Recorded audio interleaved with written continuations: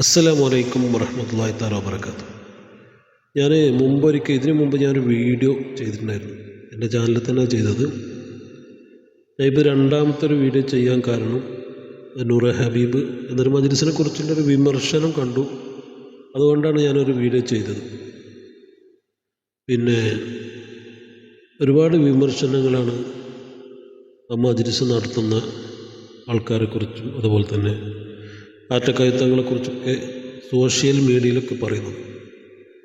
പിന്നെ വളരെ ഖേദകരമായിട്ടൊരു സംഭവം വെച്ചാൽ നമ്മൾ സോഷ്യൽ മീഡിയയിൽ നിരന്തരം എന്ത് കാര്യങ്ങൾ വന്നാലും അതിനെ വിമർശിക്കുന്നതും അതിനെതിരെ വീഡിയോ ചെയ്യുന്ന ഒരു ഉസ്താദുണ്ട്, അൻസാരി, എന്താ അങ്ങനെ അദ്ദേഹത്തിൻ്റെ പേരെന്താണ്.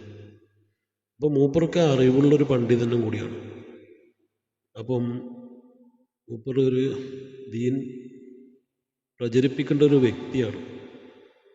ആ വ്യക്തി തന്നെയാണ് ആറ്റക്കോയത്തങ്ങളെക്കുറിച്ചൊക്കെ അദ്ദേഹത്തുമായിട്ട് വീഡിയോസ് കോൾ ചെയ്തു, ഫോൺ സംഭാഷണം റെക്കോർഡ് ചെയ്ത് അത് സോഷ്യൽ മീഡിയയിൽ പ്രചരിപ്പിച്ച് അതുപോലെ തന്നെ ആ തങ്ങളെ ഇസ്സത്ത് സമൂഹത്തിൻ്റെ മുമ്പിൽ വലിച്ച് കീറിയ ഒരവസ്ഥയാണ് കാണുന്നത്. അപ്പം ശരിക്ക് പറഞ്ഞാൽ അത് വളരെ വലിയൊരു തെറ്റാണ്. കാരണം വെച്ചാൽ നമ്മളൊരാളെ ഗൈബ് അയാൾ ഫോണിൽ സംഭാഷണം ചെയ്ത് സംസാരിച്ചതൊക്കെ അവർ രണ്ടാളും തമ്മിലുള്ള കാര്യങ്ങളാണ്. അത് റെക്കോർഡ് ചെയ്ത് സോഷ്യൽ മീഡിയയിൽ പ്രചരിപ്പിച്ചു കഴിഞ്ഞാൽ തങ്ങളെ പൊരുത്തമില്ലാതെ ആ അൻസാരി എന്ന് പറഞ്ഞ ഉസ്താദ് മരിച്ചു പോയിട്ടുണ്ടെങ്കിൽ അതൊരു മൂപ്പർക്ക് അത് ശിക്ഷ അനുഭവിക്കേണ്ടി വരും. അപ്പോൾ നമ്മളൊന്നും പറഞ്ഞു കൊടുക്കേണ്ട ആവശ്യമില്ല, അയാളൊക്കെ വിവരമുള്ള ആളാണ്. പക്ഷെ എന്താ ചെയ്യുക, പണം എങ്ങനെ ഉണ്ടാക്കാമെന്നുള്ള രീതിയാണ് ഇപ്പോൾ എല്ലാവരും നോക്കുന്നത്. അതുമാത്രമല്ല, ഇപ്പോൾ സോഷ്യൽ മീഡിയയിൽ റീച്ച് കിട്ടണമെങ്കിൽ ഉടുത്തയച്ച് തള്ളുന്നവരുണ്ട്. ഉടുത്തയച്ച് നഗ്നത കാണിച്ചിട്ട് അതുപോലത്തെ ഒരുപാട് കോമാളിത്തരം കാണിച്ചിട്ട് സോഷ്യൽ മീഡിയയിൽ റീച്ച് കൂട്ടി അങ്ങനെ പൈസ ഉണ്ടാക്കുന്ന ഒരുപാട് ആൾക്കാരുണ്ട്. പിന്നെ ഞാൻ പറഞ്ഞു വരുന്ന കാരണം വെച്ചാൽ ഈ നൂറെ ഹബീബ് ഈ മജ്‌ലിസ് എനിക്കൊരുപാട് അനുഭവങ്ങളുണ്ടായിട്ട്. കാരണം വെച്ചാൽ എൻ്റെ കൂടെ വർക്ക് ചെയ്യുന്ന ഒരു ബംഗ്ലാദേശുകാരൻ, അവൻ്റെ പാസ്പോർട്ടൊക്കെ നഷ്ടപ്പെട്ടു, അവനോട് വിസ അടിക്കാൻ പറ്റില്ല, നാട്ടിൽ പോകാനും പറ്റില്ല. അപ്പോൾ ഞാൻ നിരന്തരം ഈ മജ്‌ലിസ് കേൾക്കാറുണ്ട്. അപ്പോൾ ഇവൻ കാണും ചെയ്യും.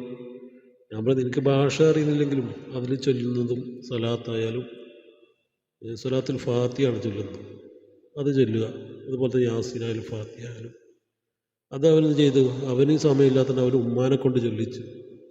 അൽഹംദുലില്ലാഹ്. എന്താ വെച്ചാൽ അവൻ്റെ പാസ്പോർട്ട് എങ്ങനെയല്ല, ഒരു നിമിത്തം പോലെ ഒരു ബംഗ്ലാദേശുകാരൻ തന്നെ അവന് ബംഗ്ലാദേശിലൊരു പാസ്പോർട്ട് ശരിയാക്കി അവനിപ്പോൾ വിസ അടിക്കാൻ കൊടുത്തു. അതുപോലെ തന്നെ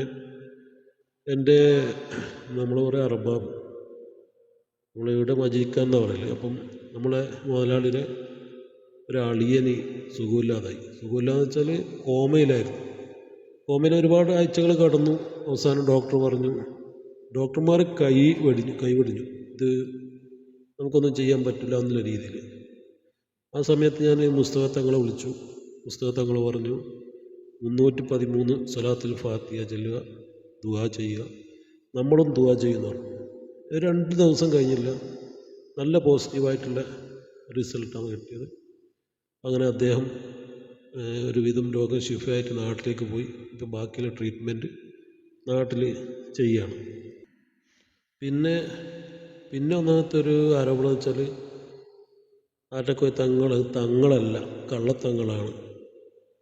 അപ്പം ഒരു ട്രെയിനിൽ യാത്ര ചെയ്യുമ്പം കൊടക്കാട് എന്നൊരു സ്ഥലത്തുള്ളൊരാളെ കണ്ട് എനിക്കപ്പോൾ എന്ന് പറയും തങ്ങളെ കാര്യം ഓർമ്മ. ഞാൻ ആളോട് ചോദിച്ചു, ഇങ്ങനെ തങ്ങളില്ലേ, അത് തങ്ങളാണോ എന്ന് ചോദിച്ചു. അപ്പം പറഞ്ഞു, അത് തങ്ങൾ തന്നെയാണ്, ചെറുപ്പം മുതലേ നമുക്കറിയുന്ന അവരെ കുറിച്ച്, നമ്മൾ ചെറുപ്പം മുതൽ. അപ്പോൾ അത് തങ്ങളാണെന്ന് അവരെ നാട്ടുകാർ പറഞ്ഞു. അത് കഴിഞ്ഞിട്ട് ഇപ്പം വലിയൊരു തെറ്റ് തങ്ങൾ ചെയ്ത തെറ്റെന്ന് വെച്ചാൽ, പിന്നെ വേറൊരു ചങ്ങായിണ്ട്, അത് ഹൈദർ മധൂർ, അവൻ പറയുന്നത് വെച്ചാൽ തങ്ങൾ കർണാടക ജോലി ഗൾഫിൽ പോയിരുന്നു, അതായിപ്പം വലിയൊരു അപരാധം. തങ്ങളെ വെച്ച് ജോലി ചെയ്യേണ്ടെന്നില്ലല്ലോ. പിന്നെ അതുപോലെ തന്നെ ഹൈദർ മധൂർ പറയാണ്, നിങ്ങളെന്തിനാണ് പണം കൊണ്ടുപോയിട്ട് ആടെ കൊടുക്കുന്നത്? നിങ്ങൾക്ക് കാസർഗോഡ് സയദിയിൽ കൊടുക്കാൻ പാടില്ലേ? നന്ദി ദാറുസലാമിൽ കൊടുത്തൂടെ? അവിടെയൊക്കെ റെസീവർമാരുണ്ട്, പൈസ കളക്ട് ചെയ്യാൻ വേണ്ടിയിട്ട് റെസീവർമാരുണ്ട്.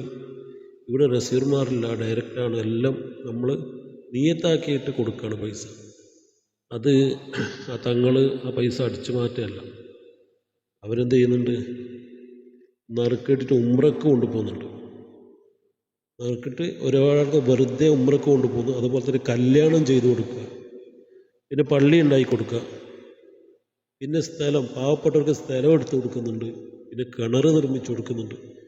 അങ്ങനെ ഒരുപാട് നല്ല കാര്യങ്ങൾ ചെയ്യുന്നുണ്ട്. ആ പൈസ നമ്മൾ കൊടുക്കുന്നത്, നമ്മൾ തുച്ഛമായ പൈസ ആയിരിക്കും കൊടുക്കുന്നത്. ആ പൈസ കൊണ്ട് അടിച്ചു മാറ്റിയിട്ടില്ല അദ്ദേഹം.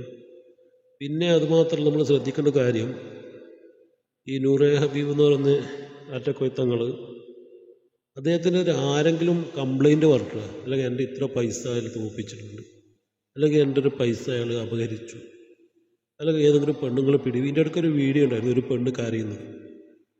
നമ്മളിപ്പോൾ ഒരു ട്രീറ്റ്മെൻറ്റ്, ഒരു ഭൗതികമായിട്ടുള്ള ആത്മീയമായിട്ടുള്ള ചികിത്സയാണ് നടക്കുന്നത്. അപ്പം ചില ആൾക്കാർ വയലൻ്റ് ആവും.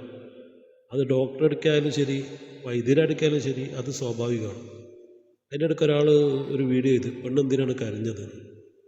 അപ്പോൾ ആരെങ്കിലും ഇതുവരെ കംപ്ലൈൻറ്റ് പറഞ്ഞിട്ടുണ്ടോ? ഒരു പെണ്ണ് പീഡിപ്പിച്ചതായിട്ടോ അല്ലെങ്കിൽ വേറെ എന്തും ചെയ്തിട്ടോ? ഒരു കംപ്ലൈൻറ്റും ഇല്ല.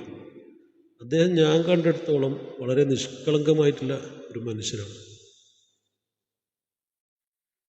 അതുപോലെ ഒരാളും കംപ്ലൈൻറ്റ് ചെയ്തിട്ടില്ല.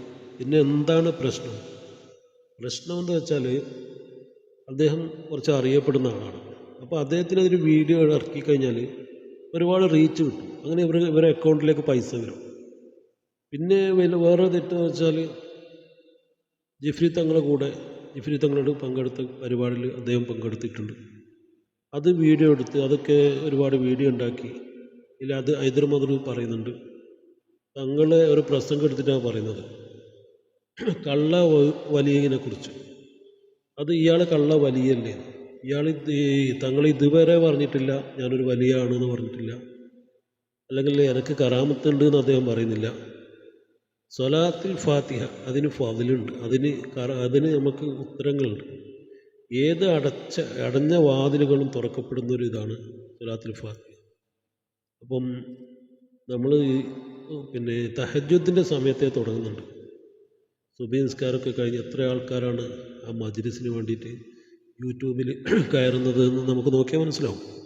1,00,000 ആൾക്കാർ, 50,000 ആൾക്കാർ സുബഹിൻ്റെ സമയത്ത് അതിനായിട്ട് എഴുന്നേറ്റ് ആ മജ്‌ലിസിൽ കാണുന്നുണ്ട്.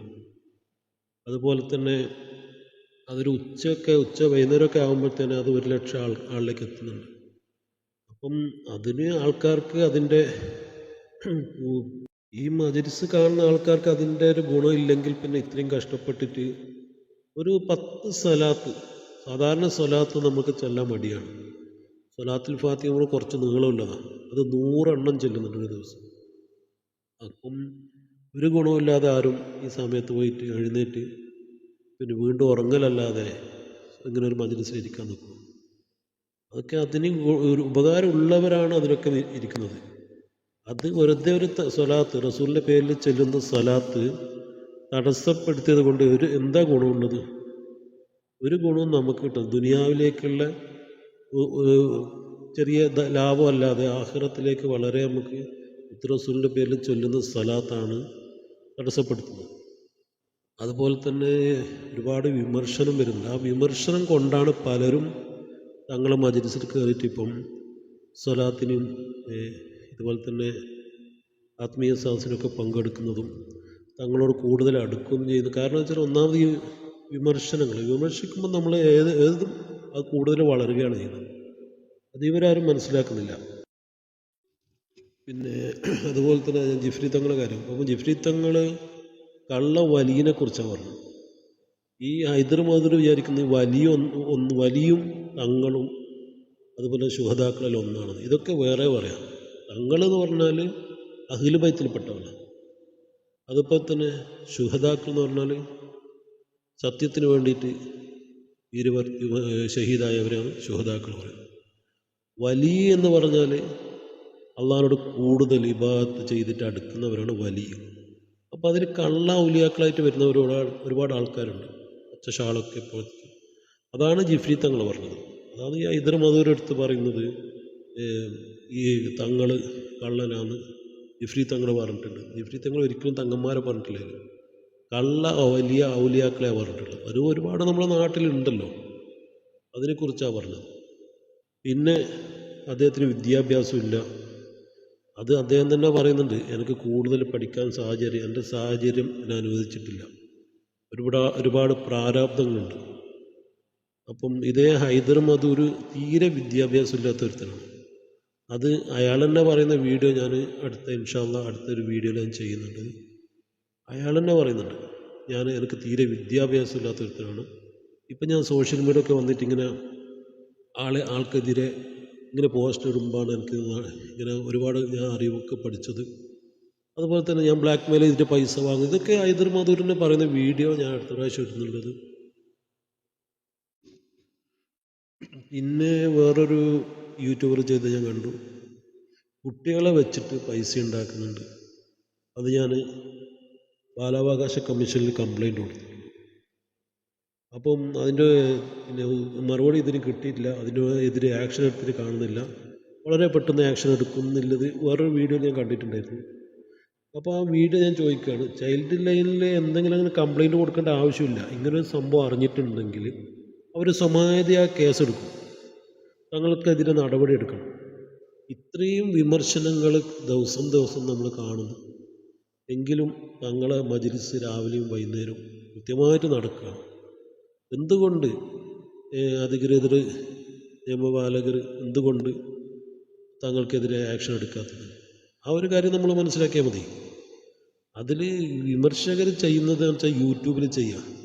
കാരണം വെച്ചാൽ ഇത് നമ്മൾ നോക്കുന്നതോറും അവർ ഷെയർ ചെയ്യുന്നതോറും അവർക്ക് പൈസ കിട്ടും. പക്ഷെ അവർ മനസ്സിലാക്കുന്നത് വിവരമുള്ള ആൾക്കാരാണ് ഇതൊക്കെ ചെയ്തത്. അപ്പം അവർ മനസ്സിലാക്കുന്ന ഒരു കാര്യം, അവർ ദീൻ പ്രചരിപ്പിക്കല്ല എന്ന്. റസൂലിൻ്റെ പേരിൽ ചെല്ലുന്ന സലാത്തിനെ അവരെങ്ങനെയെങ്കിലും തടസ്സം നിൽക്കാൻ വേണ്ടിയിട്ടാണ് അറിവുള്ളവരിപ്പം ചെയ്യുന്നത്. അവർക്ക് ദുനിയാവിൽ തുച്ഛമായ വരുമാനത്തിന് വേണ്ടിയിട്ട് യൂട്യൂബിൽ ചെയ്താൽ അതിൻ്റെ വരുമാനത്തിന് വേണ്ടിയിട്ടാണ് ഇങ്ങനെയുള്ള നല്ല കാര്യങ്ങൾ ഒരുപാട് പാരവെക്കാൻ നോക്കുന്നത്. ഒരുപാട് അനുഭവങ്ങൾ നമുക്കുണ്ട്. അതുപോലെ തന്നെ ഈ മജ്‌ലിസിൽ ഇരിക്കുന്നവർക്ക് ഒരുപാട് അനുഭവങ്ങളുണ്ട്. അതുകൊണ്ടാണ് അവർ മജ്‌ലിസിൽ തുടർച്ചയായിട്ട് ഇരിക്കാനും ഇങ്ങനെയുള്ള പിന്നെ പോസ്റ്റുകളും വിമർശനങ്ങളും അത്ര ആ ഒരു വിലയിൽ അത്രയും അവരൊക്കെ വില കൽപ്പിക്കുന്നുണ്ട്.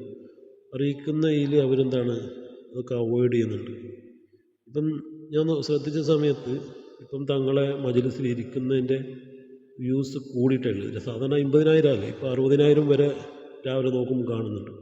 കാരണം ഈ വിമർശകർക്ക് അറിയുന്നില്ല, വിമർശിക്കും തോറും ആൾക്കാർ തങ്ങളെ കൂടുതൽ മനസ്സിലാക്കാനുള്ള കാര്യം.